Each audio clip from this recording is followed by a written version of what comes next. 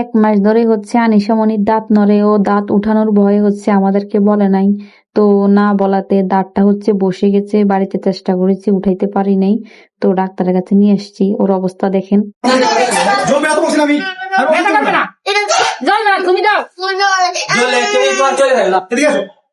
কথা শোনো, এটা আরেকটা আমার কথা শুনো না, আমার কথা শুনো আগে, কথা শুনো বোকা, তোমার আগে আমি দেখাই, তুমি তো জলে তাহলে আর দিও লাগবে না, ঠিক আছে?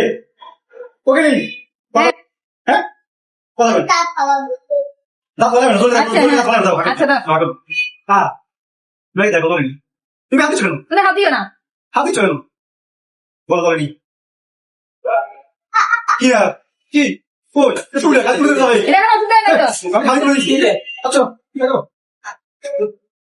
ওই ওই ওই ওই ওই ওই ওই ওই ওই ওই ওই ওই ওই